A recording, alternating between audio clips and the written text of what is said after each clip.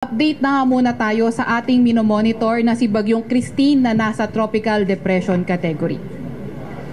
So ito yung ating latest na satellite image. So may kita nga natin itong si Christine, although may kalayuan pa nga sa landmass ng bansa natin, may pagka-elongated yung kanyang sirkulasyon.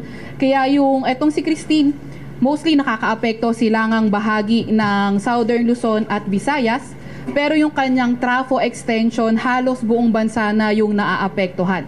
So kaninang alas 10 na umaga ito ay nasa may layong 870 kilometers silangan ng Eastern Visayas. Ito ay nagtataglay ng lakas na hangin na 55 kilometers per hour malapit sa sentro at bugso na abot sa 70 kilometers per hour. Kumikilos sa direksyong Kanluran, Timog Kanluran sa bilis na 30 kilometers per hour. So tingnan naman natin yung posibleng maging direksyon nitong si Christine. So after 24 hours, ito ay nasa layong 490 kilometers silangan ng Virac, Catanduanes, tropical storm category at mapapansin nga natin, kumikilos ng Kanluran pero yung movement niya ay bahagyang bumagal nasa 15 kilometers per hour comparing kanina sa 30 kilometers per hour.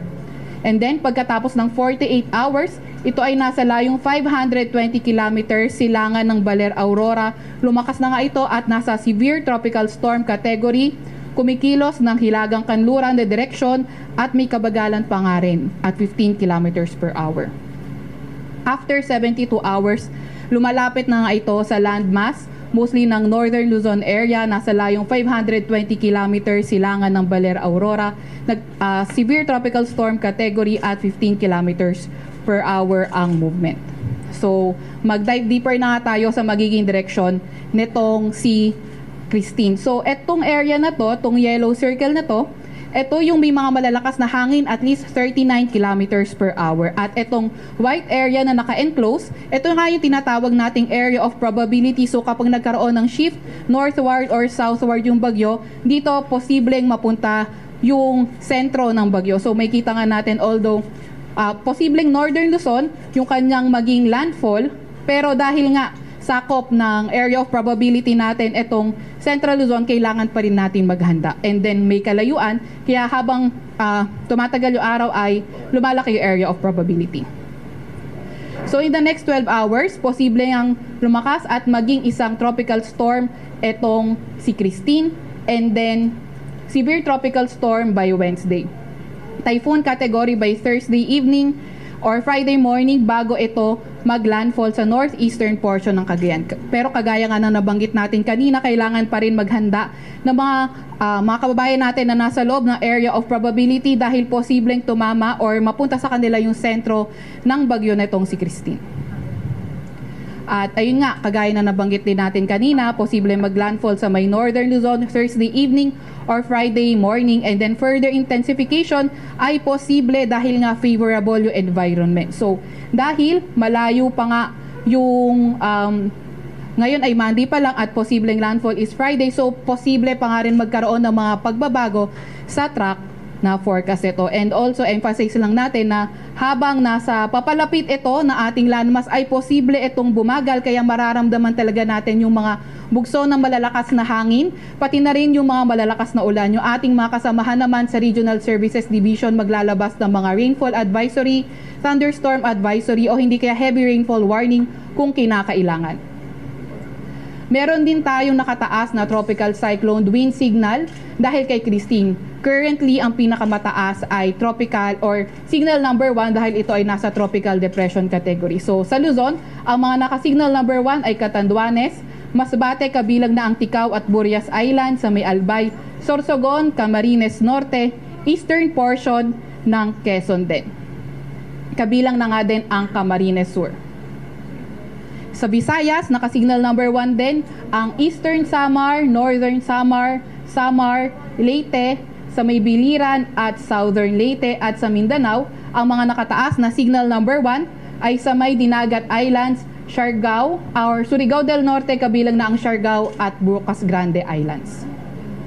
Ano nga bang inaasahan natin? Ito naman yung mga walang tropical cyclone wind signal pero makakaranas ng bugso na mga malalakas na hangin. Ngayong araw sa may Batanes, Cagayan, Ilocos Norte, southern portion ng Palawan, Siquijor, Bohol, Zamboanga Peninsula, northern Mindanao, Dinagat Island, Surigao del Norte, Agusan del Norte, Barm, Sarangani, Davao del Sur at Davao Oriental.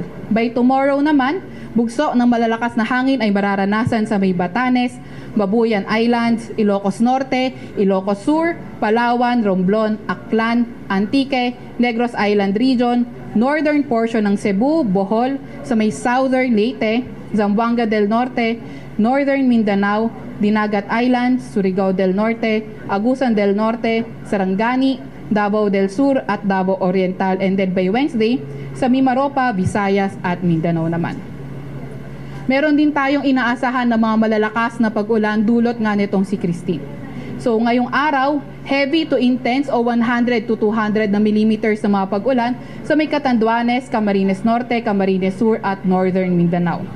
50 to 100 na millimeters na pag-ulan or moderate to heavy rain sa may Quezon, the rest of Bicol region at Eastern Visayas. Bukas, intense to torrential rain, so mga malalakas na mga pag-ulan nga yan, so kailangan maghanda sa may Catanduanes, Camarines Norte at Camarines Sur.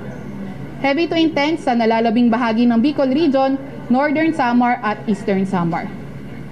Katamtaman hanggang sa malalakas na mga pag-ulan sa may Cagayan Valley, nalalabing bahagi ng Eastern Visayas, Quezon, Romblon, Marinduque at Aurora. And then by Wednesday, heavy to intense rain sa may Cagayan, Isabela, Aurora at Quezon. And then moderate to heavy rain sa may Cordillera Administrative Region, nalalabing bahagi ng Cagayan Valley at Ilocos Region. So inaasahan nga natin na sa mga elevated or mountainous areas, posibleng mas malalakas yung mga pag-ulan at ingat sa mga nakatira sa mga flood-prone at landslide-prone area sa mga banta ng pagbaha o hindi kaya pagguho ng lupa. Meron din naman tayong mga matataas na alon na inaasahan. So, posible na magtaas tayo ng gale warning for today.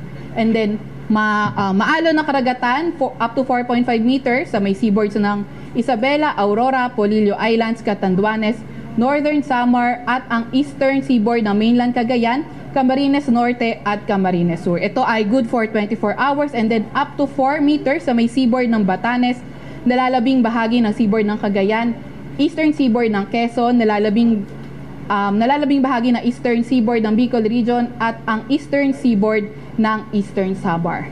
Maalon pa rin up to 3 meters sa may seaboard ng Ilocos Region, seaboard ng Dinagat Islands at ang seaboard ng Davao Region. Kaya kung maaari sa mga areas na maalon yung karagatan ay huwag muna tayong pumalaot sa mga dahil nga posible yung maalon na karagatan lalo na sa mga maliliit na sasakyang pandagat o kaya mga motor bangkas. And then moderate conditions up to 2 meters sa may nalalabing seaboard ng bansa.